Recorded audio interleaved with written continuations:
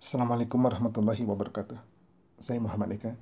Pada video kali ini eh, akan melakukan pembahasan soal latihan mengenai bagaimana menentukan banyak anggota ruang sampel dari suatu percobaan dan menghitung peluang suatu kejadian. Soal yang pertama, berapa banyak anggota ruang sampel dari percobaan melempar sekali sebuah dadu yang bersisi 6 dan sebuah koin yang bersisi angka dan gambar.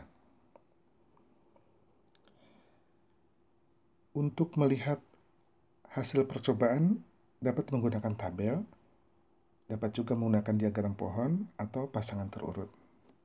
Kita coba lihat kalau menggunakan tabel, dadunya bermata 1, 2, 3, 4, 5, 6 dan koinnya berupa sisi angka dan sisi gambar. Nah, kita memperoleh pasangan 1 angka, 2 angka, 3 angka, 4 angka, 5 angka, 6 angka, 1 gambar, 2 gambar, 3 gambar, 4 gambar, 5 gambar, dan 6 gambar. Semuanya ada 12. Jadi banyaknya anggota ruang sampel di sini sudah kita dapatkan yaitu 12. Tapi kita coba lihat kalau menggunakan diagram pohon. Ini pohonnya yang pohon gantung nih, merambat dari atas ke bawah. 1, 2, 3, 4, 5, 6 itu untuk mata dadu. Nah, mata dadu 1 bisa berpasangan dengan sisi angka pada koin atau gambar. Jadi kita dapatkan nanti 1 angka 1 gambar. Kemudian 2 angka 2 gambar dan seterusnya sampai 6 angka 6 gambar. Kita dapatkan hal yang sama 12 ya. Kalau menggunakan pasangan terurut, kita bisa membuat himpunan S, dalam hal ini himpunan ruang sampel, yaitu pasangan 1A mata dadu 1 dengan angka, mata dadu 1 dengan gambar, mata dadu 2 dengan angka, dan seterusnya sampai 6A, 6G. Nah, banyaknya anggota himpunan S ini, banyaknya anggota ruang sampel. NS sama dengan 12. Jadi banyaknya anggota ruang sampel adalah 12. Ini cara pertama kalau kita mencoba mencari banyak anggota ruang sampel dengan cara melakukan enumerasi. Tapi kita bisa tidak melakukan enumerasi. Nah, kita lihat bahwa di sini ada 2 kejadian, yaitu kejadian terlemparnya dadu dan terlemparnya koin. Terlemparnya dadu dengan terlemparnya koin ini adalah 2 kejadian yang saling bebas. Nah, cara kedua, tanpa melakukan enumerasi, banyaknya anggota ruang sampel dari 2 kejadian yang saling bebas dapat menggunakan aturan perkalian. Berapa banyak kejadian dari pelemparan dadu yang mungkin? Ada 6. Banyak kejadian dari pelemparan koin yang mungkin? Ada 2, yaitu angka gambar. Jadi, kita dapatkan 6 kali 2 atau 12. Nah, ini tanpa melakukan enumerasi. Baik, kita lanjutkan soal berikutnya. Berapa nilai peluang kejadian muncul mata dadu prima ganjil dan angka dari percobaan yang tadi, yaitu melempar sekali sebuah dadu yang bersisi 6 dan sebuah koin yang bersisi angka dan gambar. Jadi kita punya kejadian E, yaitu kejadian muncul mata dadu prima ganjil dan angka nih. Prima itu 3 dan prima ganjil itu 3 dan 5. Nah, pasangannya dengan angka, jadi 3 angka, 5 angka. Berarti banyaknya kejadian E ada 2. Tadi semesta pembicaranya ada 12 ya. Jadi nanti peluangnya sudah bisa kita dapatkan 2 dibagi 12. Peluang kejadian E adalah NE dibagi NS, NE-nya 2 dan NS-nya 12. Jadi 2 dibagi 12, 1/6. Kita lanjutkan sekarang untuk kasus yang lain. Berapa banyak anggota ruang sampel dari percobaan melempar sekali ini 5 koin yang bersisi angka dan gambar. Nah, kita punya 5 koin 1, koin 2, dan seterusnya. Kejadiannya saling bebas juga nih. Jadi, banyaknya anggota ruang sampel dari 5 kejadian yang saling bebas, koin 1, 2, 3, 4, 5 itu tadi. Nah, kita bisa menggunakan aturan perkalian untuk menentukan berapa banyaknya kejadian yang mungkin tanpa melakukan enumerasi di sini. Jadi kita dapatkan bahwa banyaknya anggota ruang sampel NS itu adalah banyaknya kejadian yang mungkin dari koin 1, banyak kejadian yang mungkin dari koin 2, koin 3, koin 4, dan koin 5. Masing-masing koin itu kejadiannya hanya 2 kemungkinan, angka atau gambar. Jadi nanti 2 kali 2 kali 2 kali 2 kali 2 atau 2 pangkat 5 atau 32. Nah, ini tentang ruang sampelnya. Sekarang peluang kejadian di kasus yang ini, di percobaan yang ini, bagaimana nilai peluang kejadian muncul 3 angka dari percobaan yang tadi, melempar sekali 5 koin yang bersisi angka dan gambar. Tadi sudah diketahui bahwa ruang sampelnya 2 pangkat 5 banyaknya atau 32. Di sini kejadian E adalah kejadian muncul 3 angka dari percobaan tersebut. Nah, kalau melakukan enumerasi, E-nya adalah angka-angka gambar-gambar atau angka-angka gambar angka gambar. AA, GGA, AG, AAG, AG, AGA, AA, maaf, A, GG, AA, G, AA, G, G, AA, GA, GA, GAA, GG, AAA. Nah, E-nya ada sebanyak 10. Ini melakukan enumerasi. Tapi kalau kita tidak melakukan enumerasi, ini adalah banyaknya kejadian muncul 3 angka dari 5 koin. Jadi kombinasi 3 unsur yang diambil dari 5 unsur. Kita bisa melakukan perhitungan matematisnya adalah kombinasi 3 unsur dari 5 unsur adalah 5 faktorial dibagi 5 min 3 faktorial kali 3 faktorial. Kita dapatkan nilainya 10. Nah, peluangnya berarti peluang kejadian E adalah NE dibagi NS. 10 dibagi 32 atau 5 dibagi 16. Sudah 2 kasus nih ya. Kita lanjutkan kasus percobaan yang lain. Nah, di sini tentang mengambil bola ya.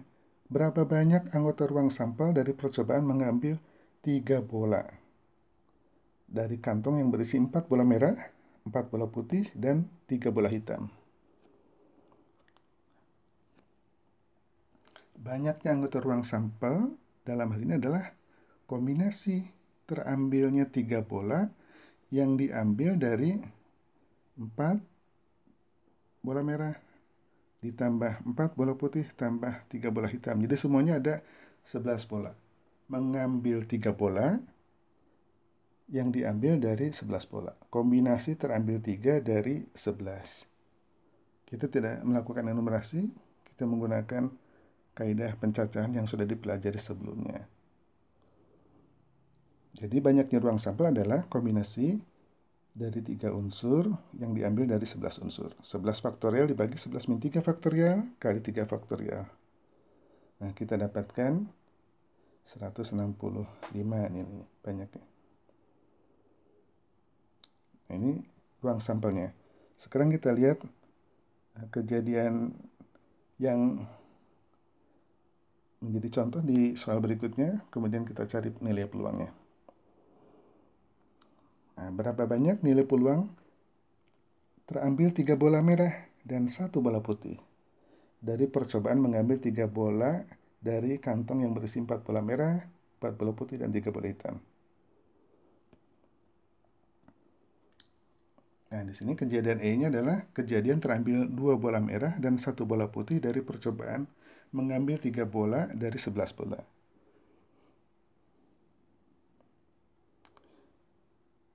Banyaknya anggota kejadian E adalah terambil 2 bola merah dari 4 bola.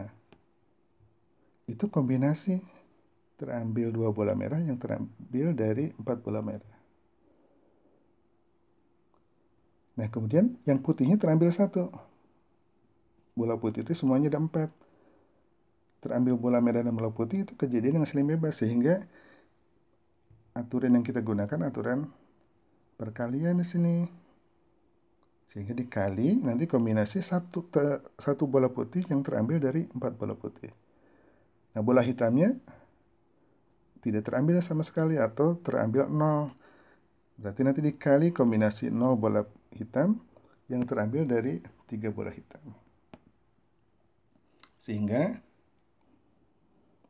banyaknya kejadian E adalah kombinasi 2 unsur dari 4 unsur. Ini yang kombinasi 2 bola merah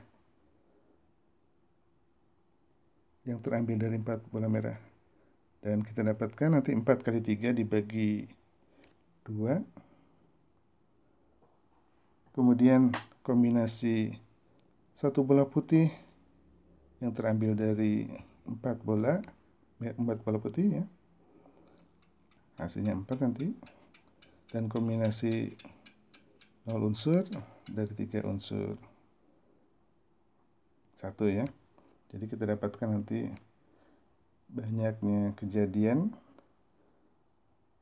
E yang mungkin adalah 24. Nah, peluang kejadiannya kita ingat dulu bahwa ruang sampelnya tadi adalah 165 banyaknya. Nah, jadi peluangnya adalah peluang E sama dengan NE dibagi NS, 24 dibagi 165 sama dengan 8 dibagi 55. Kita lanjut untuk percobaan yang lain. Berapa banyak anggota ruang sampel dari peristiwa penentuan pengurus organisasi yang terdiri dari ketua, sekretaris, dan bendahara yang dipilih dari 6 orang calon, yaitu calonnya A, B, C, D, E, dan F. Nah, yang tadi itu kasus kombinasi. Kalau yang sekarang kasus permutasi nih. Banyaknya anggota ruang sampel adalah permutasi 3 pengurus tadi, ketua, sekretaris, dan bendahara yang mungkin terpilih dari 6 calon pengurus. Jadi banyaknya ruang sampel adalah permutasi 3 dari 6. 6 faktorial bagi 6 dikurangi 3 faktorial, kita dapatkan 6 kali 5 kali 4. 120.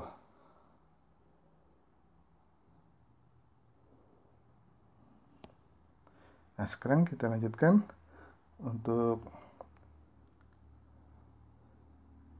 kejadian khususnya di percobaan yang ini. Berapa nilai peluang terpilihnya D sebagai bendahara nih dari peristiwa penentuan pengurus organisasi, ketua, sekretaris, dan bendahara yang dipilih dari 6 calon, yaitu A, B, C, D, E, dan F. Tadi kita sudah tahu ruang sampelnya. Nah, sekarang di sini ada kejadiannya, kita beri nama kejadian K, yaitu kejadian D terpilih sebagai bendahara ya. Ini sebagai bendahara. Banyaknya anggota kejadian K adalah ya ini permutasi 2 pengurus lainnya. Yang belum terpilih adalah ketua dan sekretaris yang mungkin diambil dari semuanya tadi ada 6, karena sudah jadi bendahara 1 orang, maka tersisa 5 calon. Jadi permutasi 2 dari 5. Jadi banyaknya kejadian K adalah permutasi 2 dari 5. 5 faktorial dibagi 5 kurangi 2 faktorial, atau kita dapatkan nilainya 20. Nah, sekarang berapa nilai peluang terpilih D berarti? Ya berarti nanti peluang dari K adalah NK dibagi NS. NS-nya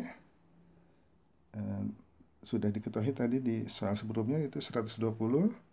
Jadi peluang kejadian K adalah NK dibagi NS, 20 dibagi 120, 1/6.